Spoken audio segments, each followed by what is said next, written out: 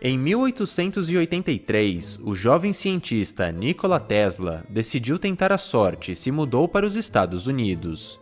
Ao conhecer Tesla em Nova York, Thomas Edison ficou impressionado com a genialidade do jovem e decidiu contratá-lo imediatamente. Tesla se ofereceu para criar uma nova e melhor versão dos antigos dínamos. Edison então disse que lhe daria $50.000 caso ele conseguisse finalizar a tarefa. Tesla trabalhou duro, dia e noite, e dentro de um ano concluiu o projeto. Edison gostou das melhorias, mas, ao invés de dar os $50.000 prometidos a Tesla, ele lhe ofereceu apenas um pequeno aumento de salário. Tesla acabou aceitando a oferta, mas, no fim das contas, Edison e sua empresa ficaram com os créditos pela criação. Anos mais tarde, Tesla desejava criar o Sistema de Corrente Alternada de Eletricidade, AC. Contrário às ideias de Tesla, Edison não apenas se recusou em apoiar a pesquisa, como também fez de tudo para tentar sabotá-la. Tesla então decidiu procurar o magnata George Westinghouse. Encantado, o empresário aceitou financiar totalmente o projeto de Tesla e ainda lhe ofereceu um acordo generoso de direitos autorais. Depois de muito trabalho, Tesla concluiu o projeto e registrou as patentes daquela que talvez tenha sido a sua maior invenção. Entretanto, outros cientistas reivindicaram o trabalho e acabaram ficando com os créditos. Um ano depois, Westinghouse alegou que a empresa não conseguiria sobreviver se tivesse que pagar direitos autorais plenos pela invenção. No final das contas, Tesla acabou aceitando vender as suas patentes por um valor 50 vezes menor do que elas realmente valiam. Em 1899, Marconi ficou conhecido pela invenção do rádio. Mas o que poucos sabem é que, para produzir a sua invenção, ele dependeu das pesquisas de Tesla e até usou ilegalmente uma de suas patentes que havia sido registrada anteriormente. Mais uma vez, Tesla ficou sem os créditos e, é claro, sem o merecido dinheiro pelo seu valioso trabalho. Essa é uma história triste e injusta, de um gênio brilhante, obcecado pelo seu trabalho, que possui as melhores intenções e uma capacidade incrível de pensar e criar. Entretanto, Tesla jamais recebeu a fama, o dinheiro e nem mesmo o respeito que talvez merecesse. Na verdade, infelizmente, ele terminou a vida de maneira lamentável.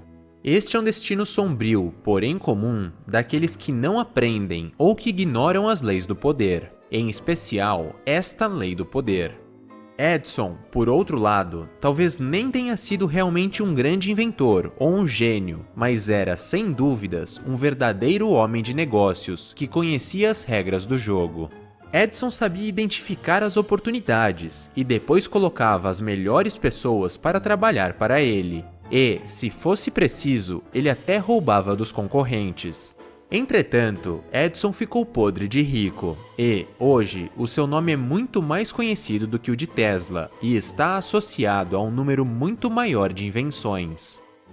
Lei número 7. Faça os outros trabalharem por você, mas sempre fique com o crédito. Use a sabedoria, o conhecimento e o esforço físico dos outros em causa própria. Essa ajuda não apenas lhe irá economizar tempo e energia valiosos, como também lhe dará uma aura divina de capacidade, eficiência e poder. No fim, seus ajudantes serão esquecidos e você será lembrado. Não faça você mesmo o que os outros podem fazer por você. Se você acha importante fazer todo o trabalho sozinho, você não irá muito longe e poderá acabar tendo um destino sombrio como o de Tesla. É necessário conhecer as regras e aprender a jogar o jogo do poder. Quando a questão é poder, o crédito por uma invenção ou criação é tão importante, se não for até mais importante, do que a invenção em si. Por esse motivo, você deve se proteger e garantir o crédito para si. Não permita, de maneira alguma, que outras pessoas o roubem ou que fiquem penduradas e se aproveitem de você. Você deve sempre se manter vigilante e implacável. Aprenda a guardar em segredo seus planos, projetos e invenções até ter a certeza de que você irá receber os merecidos créditos por eles. Por outro lado, para conquistar muito mais poder, você precisa aprender a tirar vantagem do trabalho dos outros em causa própria. Faça com que os outros trabalhem por você enquanto você fica com os créditos, e você será visto pelo mundo como um gênio. No final de sua carreira, o artista Rubens se viu inundado por inúmeros pedidos de quadros. Para resolver esse problema, ele decidiu criar um sistema de produção em seu estúdio. Rubens contratou diversos excelentes pintores, cada um especializado em uma etapa ou tarefa, e criou uma vasta linha de produção em que várias pinturas eram feitas simultaneamente. Quando um cliente importante marcava uma visita ao estúdio, Rubens dava folga aos seus pintores, garantindo que ficaria sozinho no local. O cliente chegava no estúdio e ficava observando de um balcão Rubens trabalhar num ritmo incrível de um lado para o outro. Sem fazer a menor ideia de que haviam outros pintores trabalhando para ele, o cliente ficava impressionado com a genialidade e a capacidade inacreditável de Rubens de pintar simultaneamente tantas obras de arte sozinho em tão pouco tempo. Isso garantiu a Rubens uma poderosa fama e muito dinheiro. E há uma aplicação ainda mais poderosa para esta lei. Você não deve apenas encontrar pessoas que possam fazer o trabalho por você. Para adquirir ainda mais poder, você deve buscar pelas pessoas que possuem as habilidades e os talentos que você tanto precisa e deseja, mas que não possui. Habilidades e talentos estes primordiais para realizar o trabalho. Contrate-os, faça eles trabalharem por você e coloque o seu nome em primeiro lugar, bem longe dos nomes deles. Ou então, descubra uma maneira de se apropriar do trabalho deles e de dizer que foi você quem o fez. Dessa maneira, as valiosas habilidades e talentos dessas outras pessoas serão associados a você. E, aos olhos alheios, isso fará você parecer um gênio ou uma pessoa com energia e poderes divinos. Steve Jobs foi um dos maiores empreendedores das últimas décadas. Sem dúvidas, um homem brilhante que mudou o mundo com diversas inovações. Mas a verdade é que, ao longo de toda a sua história, Steve Jobs soube se aproveitar muito bem dessa estratégia. Jobs ficou com os créditos pelo Macintosh, mas não foi ele quem fez a maior parte do trabalho. Ele foi reverenciado pela Pixar, mas foram outras pessoas que realmente criaram a empresa. O iPod, outro belo exemplo. Jobs ficou com os créditos, mas não foi ele quem teve a ideia. E o mesmo aconteceu com o iPhone e com o iPad. Steve Jobs dominava essa arte. Ele se cercava de pessoas brilhantes, pessoas que sabiam fazer o trabalho melhor do que ele e que sabiam fazer o trabalho que ele provavelmente jamais seria capaz de fazer. Porém, Jobs sabia manter os holofotes sobre si e sempre acabava ficando com os créditos.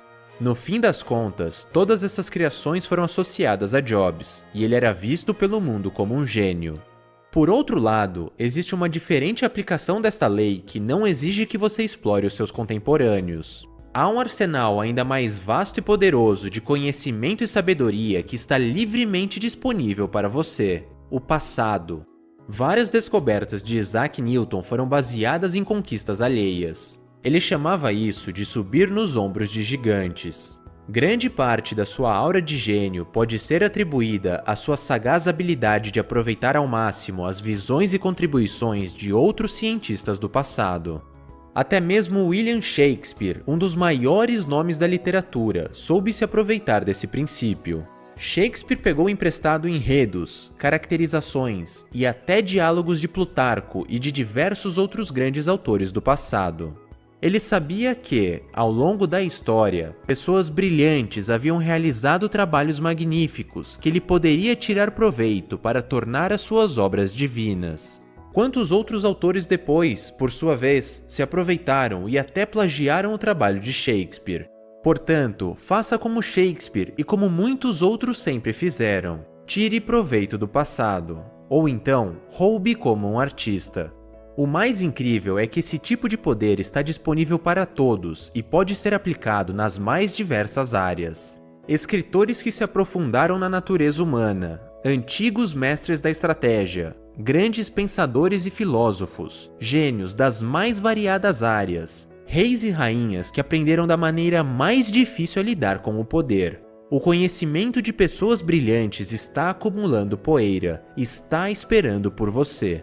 Esses gigantes estão esperando que você suba em seus ombros, tire vantagem do trabalho que eles realizaram e das mais diversas experiências que viveram. E então, traga algo brilhante ao mundo e adquira muito mais poder. O aprendizado deles pode ser o seu aprendizado. A capacidade deles pode ser a sua capacidade. E eles jamais irão dizer a você que você não tem nada de original. Aprenda a tirar proveito do passado e você parecerá um gênio. Você pode batalhar, querer parecer original, fazer as coisas a partir de sua própria experiência, cometer erros sem fim, gastar tempo e energia tentando reinventar a roda. Ou você pode se aproveitar das experiências, das capacidades e dos aprendizados das pessoas mais brilhantes da história, poupar uma quantidade enorme do seu valioso tempo e energia, evitar inúmeros erros ao longo do caminho e tornar o seu trabalho divino. Como Bismarck disse certa vez, os tolos dizem que aprendem pela própria experiência. Eu prefiro aproveitar a experiência dos outros.